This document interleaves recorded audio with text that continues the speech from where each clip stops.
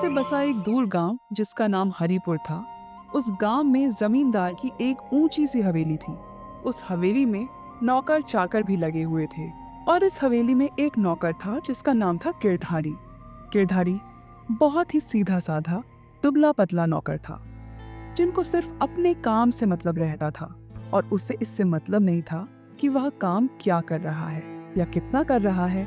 और इसी तरह वह उस घर में नौकरी करता था। गिरधारी की एक छोटी सी झोपड़ी थी। उसे झोपड़ी में गिरधारी खुद और अपनी पत्नी सोनम के साथ रहता था।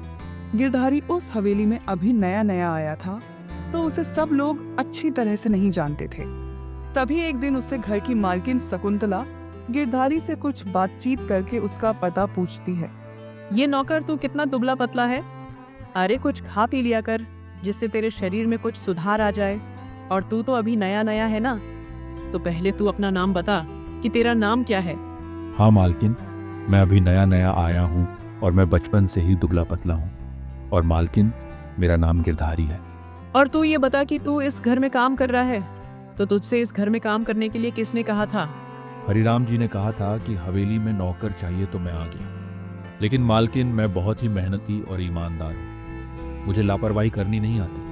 मुझे तो सिर्फ अपने काम पर ध्यान देने से मतलब रहता है और किसी से मुझे कोई मतलब नहीं। ठीक है, अब यहाँ काम करना है तो मेहनत करनी होगी, कोई गलती नहीं चलेगी। तुम्हें देखकर तो खैर ऐसा ही लग रहा है कि तुम मेहनती हो। जी मालकिन, मैं बहुत मेहनत करूँगा और मालकिन कभी भी आपको मेरी कोई शिकायत नहीं मिलेगी। हाँ ठीक है, मुझे तो सिर्फ अपना काम चाहिए। अगर कोई भी इस घर का सदस्य तुम्हें कोई भी काम देता है तो तुम उसे काम को करने के लिए ना नहीं बोलोगे। ठीक है, अब जाओ अपने काम पर लग जाओ। गिरधारी को आए हुए अभी कुछ देर ही हुआ था, तभी वहां उसकी पत्नी सोनम आ जाती है और गिरधारी से कहती है, तो यहाँ आ गए तुम और हमें अकेले छोड़ दिया घर में। और तुम्हें तो सिर्फ अपने काम से मतलब रहता है ना, तुम्हें इससे मतलब नहीं कि मैं खाना खाया है या नहीं खाया।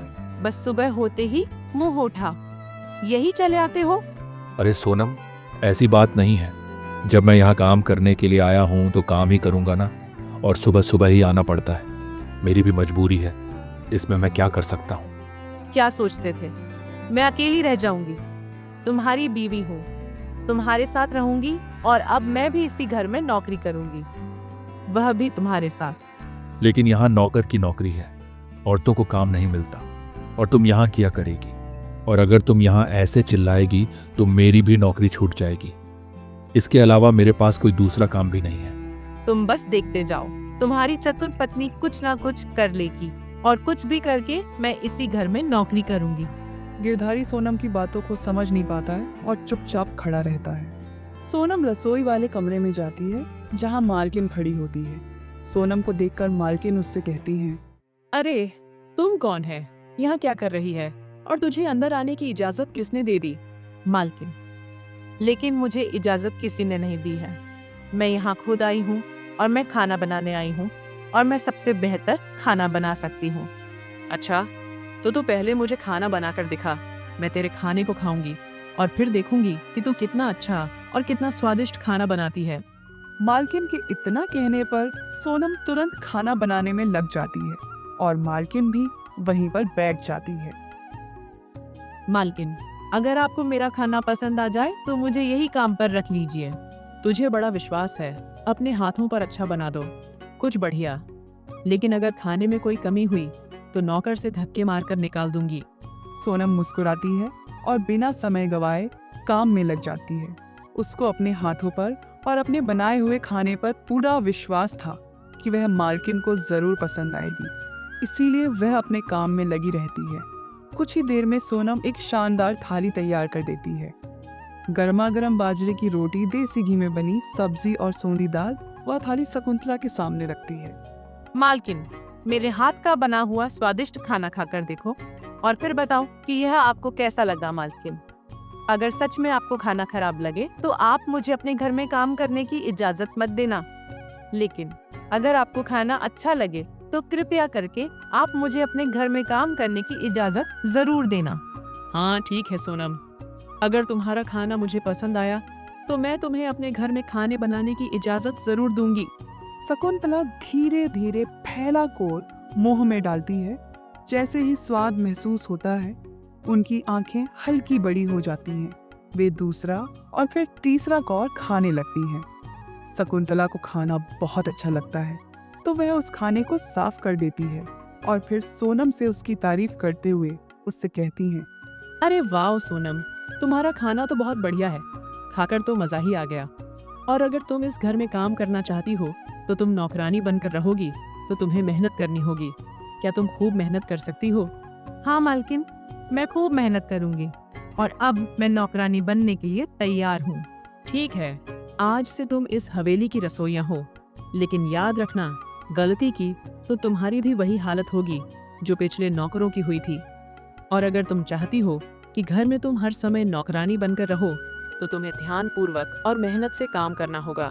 जी मालकिन, मैं ध्यानपूर्वक और मेहनत से काम करूंगी और कभी भी गलती नहीं करूंगी और आपको मेरी गलती का कोई संदेश नहीं मिलेगा। आप निश्चिंत रहिए मालकिन। सोनम तुरंत गिरधारी के पास आती है और खुशी से झूम उठती है और गिरधारी से कहती है, अरे जी, मैं इतना अच्छा खाना बनाया कि मालकिन को खाना बहुत ज्यादा पसंद आया, इसलिए उन्होंने मुझे खाना बनाने का काम दिया है। अब मैं बहुत खुश हूँ क्योंकि अब मैं तुम्हारे साथ भी इसी घर में रहूंगी। चलो अच्छा है, तुम्हें भी यहाँ काम मिल गया, अब तुम भी मेरे साथ रहोगी। सोनम की हिम्मत देखकर उससे गर्व भी होता है, लेकिन डर भी लगता है कि कहीं कोई मुसीबत ना आ जाए। रात को गिरधारी और सोनम अपने दिए हुए कमरे में बैठे हैं। गिरधारी चिंतित दिखता है। सोनम, ये हवेली सीधी सादी नहीं है, यहाँ बड़े बड़े राज छुपे हैं और यहाँ बहुत संभल कर रहना पड़ेगा। तुम बेवजह चिंता करते हो, हम मेहनत से काम करेंगे तो कुछ नहीं होगा। अरे बस, अब तुम चिंता करना छोड़ दो। तुमने सुना नहीं? मालकिन ने कहा कि जो गलती करता है उसकी बुरी हालत होती है। यहाँ के नौकर बता रहे थे कि यहाँ पहले काम करने वाले कई नौकरों को बहुत ज्यादा कड़ी सजा मिल चुकी है। मुझे अपनी चतुराई पर भरोसा है। देखना, एक दिन हम इस हवेली में अपनी अलग पहचान बना लेंगे। अरे बस, यही तो शुरुआत है। अब तुम देखना कि मैं क्या करती हूँ। मैं अपनी शुरुआत ही धमाकेदार की है।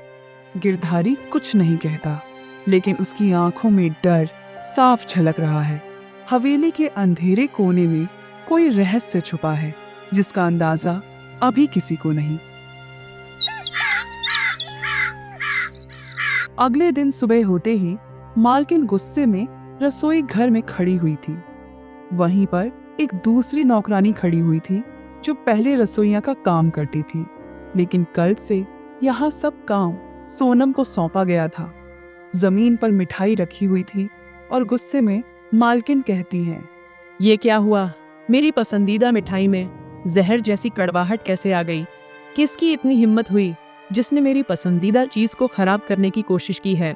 मालकिन, हमने तो वही बनाया जो रोज बनाता हूँ, और जो आप कह रही हैं वह मैंने कुछ नहीं किया है। पता नहीं किया आपकी मिठाई में ऐसी कड़वाहट और क्यों कड़वाहट आई है। उस औरत की बात सुनकर सोनम मालकिन से कहती है, इसमें इलायची की जगह कड़वा बीज मिला दिया गया है। यह गलती से नहीं हुआ, कोई जानबूझकर करना चाहता था। मालकिन, आपको सफल पर और चौकन्ना रहना पड़ेगा क्योंकि आपके साथ कोई गलत व्यवहार कर रहा है। सोनम की बात सुनकर शकुंतला चौंक जाती है। उनकी आंखों में क्रोध चमकता है और वह कहती है, क्या मतलब कोई मुझे जहर देकर मारना चाहता है? क्या तुम यह कहना चाहती हो कि कोई मुझे जान से मार देना चाहता है और इसके पीछे उसकी कोई वजह होगी? मालकिन, इस मिठाई को देखकर बस ऐसा ही लग रहा है कि कोई आपको जहर देकर मारना चाहता है, और चाहे यह बात सही हो या गलत, बस आपको सतर्क और चौकन्ना रहना ही पड़ेगा। और अगर आपने ऐसा नहीं किया तो हो सकता है कि आपको बड़ा नुकसान झेलना पड़े और नुकसान में आपकी जान जा सकती है। मालकिन को सोनम की बात सही लगती है तो वह उसकी हाँ में हाँ मिलाती है।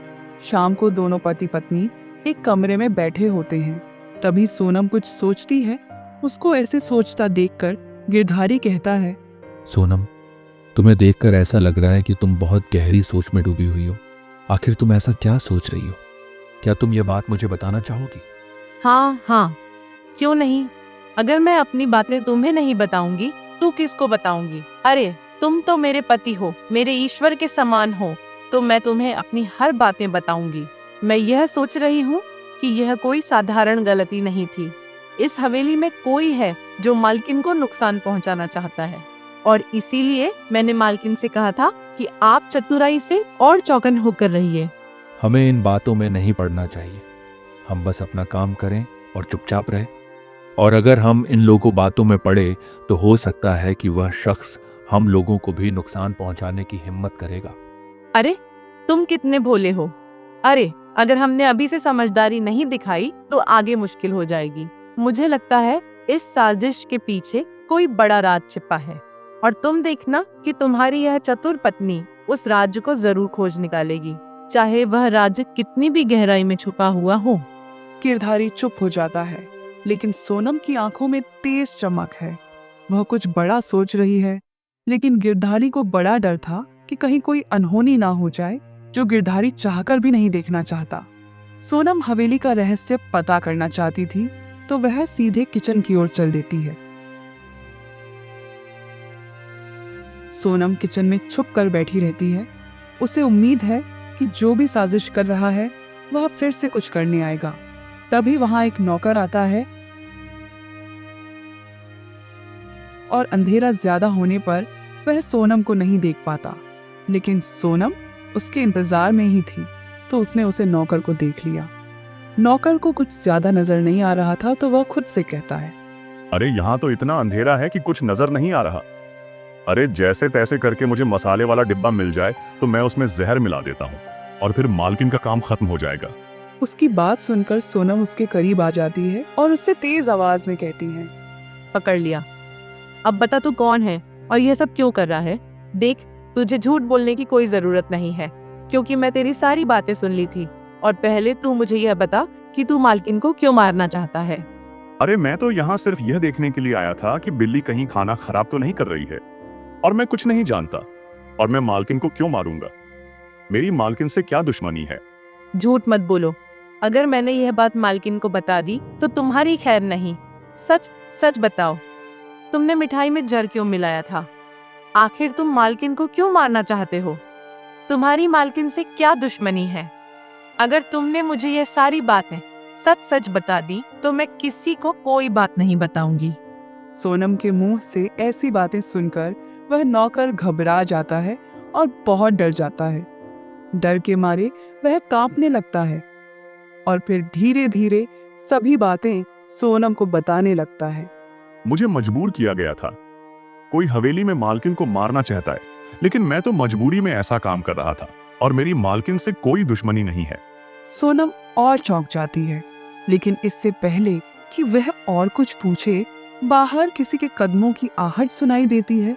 वह नौकर डर के मारे तेजी से भाग जाता है। सोनम तुरंत गिरधारी के पास जाती है और गिरधारी से कहती है, अब मुझे बहुत सोच समझकर कदम उठाने होंगे। इस हवेली का सच सामने लाना ही होगा। अगर मैं इस राज्य को सबके सामने ला दिया तो मेरी इस घर में बहुत ज्यादा इज्जत होगी, और इस रहस्य के पीछे मालकिन की जान को भी खतरा है। इसके लिए मैं इस खतरे को जरूर लड़ूंगी और सच को सामने लाऊंगी। सोनम की बात सुनकर गिरधारी को ऐसा लगता है कि अब सोनम बहुत बड़ा खतरा उठा रही है, और उसे अपनी चतुर पत्नी पर पूरा भरोसा भी होता है कि वह अपने काम में जरूर सफल होगी।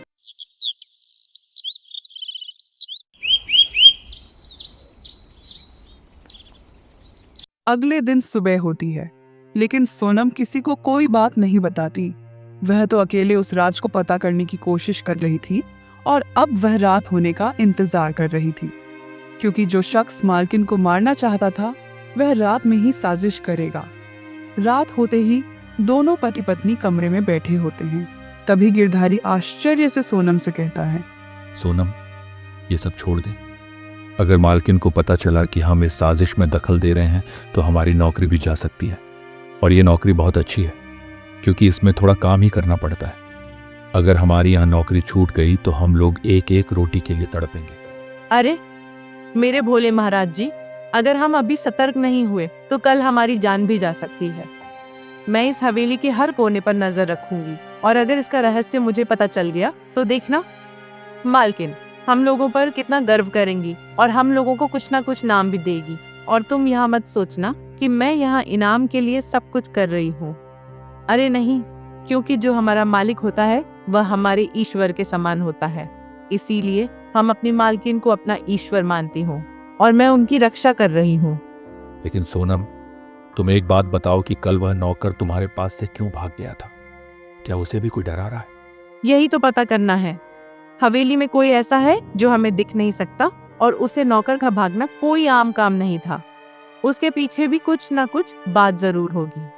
गिरधारी को सोनम की बातें समझ नहीं आ रही थी, लेकिन वह चुप रहना ही बेहतर समझता है। अगले दिन सुबह होते ही सोनम को एक गुप्त कमरे का पता चलता है, तो सोनम तुरंत उस कमरे की ओर जाती है। सोनम उस कमरे के पास पहुंचती है तो उसे उस कमरे से आवाज सुनाई देती है। सोनम को आगे बढ़ने की हिम्मत ही नहीं होती है, तो वह वहीं पर खड़े होकर उस कमरे के अंदर की सारी बातें सुनने लगती हैं। हमें जल्द ही अपना काम पूरा करना होगा, वरना सब चौकन्ने हो जाएंगे। सोनम का दिल तेजी से धड़कने लगता है। वह और ध्यान से सुनने की कोशिश करती है, लेकिन तभी किसी के कदमों की आहट सुनाई देती है। लेकिन फिर भी वह चुपचाप खड़ी रहती है। हमें काम जल्दी पूरा करना होगा। मालकिन का अंत अब ज्यादा दूर नहीं। मालकिन के अंत के बाद ये हवेली हमारी होगी और फिर इस हवेली पर हम दोनों राज करेंगे। सोनम के होश उड़ जाते हैं।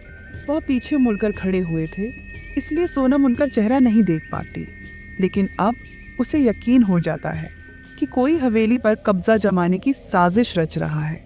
सोनम जल्दी से रसोई की तरफ दौड़ जाती है ताकि कोई उसे देख ना ले। सोनम तो पहले गिरधारी के पास जाती है और उसे बताती है, अरे जी, मैं इस हवेली का सबसे बड़ा राज जान लिया है और अब मैं उस राज को सबके सामने लाऊंगी। अरे, इस हवेली का तुमने कौन सा राज जान लिया है जो इतनी खुश हो और उसे सामने लाने की बात कर रही हो? हवेली पर किसी और की नजर है। कोई है जो मालकिन को मारना चाहता है और पूरी हवेली पर कब्जा करना चाहता है। अरे सोनम, हम अब क्या करेंगे? मुझे तो अब कुछ समझ में नहीं आ रहा है। सोनम, इस हवेली में अब क्या होने वाला है? हमें सबूत इकट्ठा करने होंगे। अगर हम सही समय पर मालकिन को आगाह कर पाए तो हम उनकी जान भी बचा सकते हैं और इस हवेली को भी किसी गलत इंसान के हाथों में जाने से रोक सकते हैं। और इस काम में चाहे जितना भी खतरा हो, लेकिन मैं उस खतरे को जरूर उठाऊंगी। गिरधारी को अब भी डर लग रहा था, लेकिन सोनम के आत्मविश्वास ने उसे थोड़ा हिम्मत दी। अब सोनम को साजिश करने वालों की असली पहचान जाननी थी। रात के समय सोनम फिर से उसी गुप्त दरवाजे के पास जाती है, लेकिन इस बार वह अकेली नहीं होती। गिरधारी भी उसके साथ होता है। वे दोनों दरवाजे की छोटी दरार से अंदर झांकते हैं। अंदर दो लोग खड़े हैं। जैसे ही वे अपने चेहरे घुमाते हैं, सोनम और गिरधारी चौंक जाते हैं। दरवाजे के अंदर खड़े लोग कोई और नहीं बल्कि हवेली के पुराने मैनेजर सुरेश और नौकर भास्कर थे। काम जल्दी करना होगा। अगर ज्यादा देर हुई तो हमारी साजिश किसी के कानों तक पहुंच सकती है। मैं तो कब से कह रहा था कि उस मालकिन को रास्ते से हटा दो, लेकिन तुमने ही बार बार इंतजार करने को कहा और आपने एक बार भी हाँ कर दिया होता तो अब तक का काम खत्म हो चुका होता। इंतजार जरूरी था। हवेली पर कब्जा तभी होगा जब सबूतों का कोई नाम और निशान नहीं रहेगा। इस बार गड़बड़ी नहीं होनी चाहिए।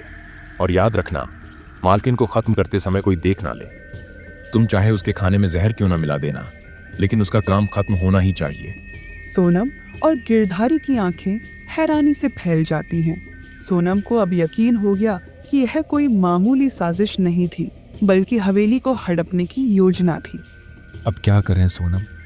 अगर उन्होंने हमें देख लिया तो हमें भी मार डालेंगे। देखो सोनम, अगर सच को सामने लाना है तो हमें भी छुप कर रहना पड़ेगा इन लोगों से। यह बात तो बिल्कुल सही है, लेकिन डरने से कुछ नहीं होगा। ए जी, हमें चालाकी से काम लेना होगा। हमें ऐसा जाल बिछाना हो कि खुद यह लोग फंस जाएं। लेकिन कैसे? और हम लोग ऐसा क्या करें कि ये हमारी चाल में आराम से फंस जाए?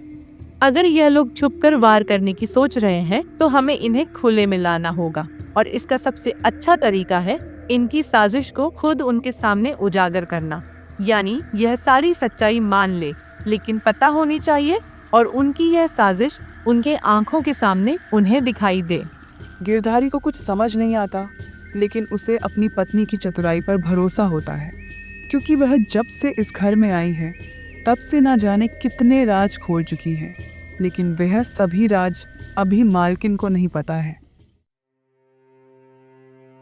अगले दिन सुबह होते ही सोनम सबसे पहले मालकिन के पास जाती। मालकिन अपने कक्ष में खड़ी होती है और फिर सोनम उनसे कहती है, मालकिन, मुझे आपसे कुछ बात करनी है, बहुत जरूरी बात है। हाँ, बताओ क्या बात है जो बहुत जरूरी है। आपकी हवेली पर कोई और कब्जा जमाने की कोशिश कर रहा है और आपकी जान को भी खतरा है। अब आपको बहुत चौकन्ना रहना पड़ेगा क्योंकि खतरा आप पर है। क्या बकवास कर रही हो? तुम्हें मालूम भी है कि तुम क्या कह रही हो? अगर आपको यकीन नहीं तो आज और अभी मैं आपको वह सब दिखा सकती हूँ जो मैंने देखा, लेकिन आपको मेरी बात पर भरोसा करना होगा। शकुंतला कुछ देर सोचती है, फिर धीरे से सिर हिला देती है। दोनों दरवाजे के पास खड़ी हो जाती है। मालकिन सुरेश और भास्कर की बातें सुनने लगती हैं। देखो सुरेश, आज का यह दिन आखिरी है और आज की यह रात आखिरी है। और अगर आज मालकिन का काम खत्म कर दिया तो समझो इस हवेली पर हमारा ही राज होगा। अरे तुम क्यों चिंता कर रहे हो? आज तो सब मेरे हाथ में है, क्योंकि आज मैं मालकिन को जहर खिलाकर ही मानूंगा। उन दोनों की ऐसी बातें सुनकर मालकिन को बहुत गुस्सा आता है और वह सोनम से कहती है, सोनम, तुम यहीं रुको, मैं अभी इन दोनों गद्दारों को इस घर से निकालती हूँ। मालकिन उन दोनों के सामने पहुंचती है तो दोनों डर के मारे कांपने लगते हैं और चुपचाप खड़े रहते हैं। तभी मालकिन चिल्लाती हुई उनसे कहती, क्यों रे नमक हराम, तुम्हें जरा भी डर नहीं लगा ऐसी साजिश रचते हुए? अरे पहले तुम दोनों मुझे ये बताओ कि तुम दोनों मुझे क्यों मारना चाहते थे? दोनों चुपचाप खड़े रहते हैं और मालकिन की बातों का कुछ जवाब नहीं देते हैं। इस बात से मालकिन और भी गुस्सा हो जाती है और फिर उनसे कहती हैं, जाओ रे नमक हराम, यहाँ से भाग जाओ, वरना घर के सभी नौकरों को बुलाकर तुम दोनों की बहुत पिटाई करवाऊंगी। अरे इस घर में रहते हुए मुझे मारना चाहते हो, और वह तो शुक्र है उस सोनम की जिसे तुम दोनों को यह करते हुए देख लिया। अब यहाँ क्या कर रहे हो? अब तुम दोनों यहाँ से भाग जाओ। फिर शकुंतला सभी नौकरों के सामने उन दोनों की सच्चाई बताती है और सोनम को शाबाशी देती है। पुराना मैनेजर सुरेश और नौकर भास्कर मुझे मारना चाहते थे, लेकिन समय पर सोनम ने सभी बातों का पता कर लिया और मुझे बचा लिया। आज मैं बहुत खुश हूँ और आज से सोनम मेरी तरह दूसरी मालकिन है और गिरधारी इस घर का बेटा है। ये दोनों मेरे बहू बेटे बन चुके हैं। अब तुम लोगों को इनका भी आदेश मानना होगा। सोनम की बहादुरी देखकर सब लोग बहुत खुश होते हैं और गिरधारी भी बहुत खुश होता है, क्योंकि उसकी चतुर पत्नी ने उसकी मालकिन को बचा लिया था। उसकी मालकिन अब उसकी माँ बन चुकी थी। तो हाँ दोस्तों, ऐसे ही मज़ेदार कहानियाँ देखने के लिए हमारे चैनल मिस्टर टोनी बुल को सब्सक्राइब करें। Thanks for watching.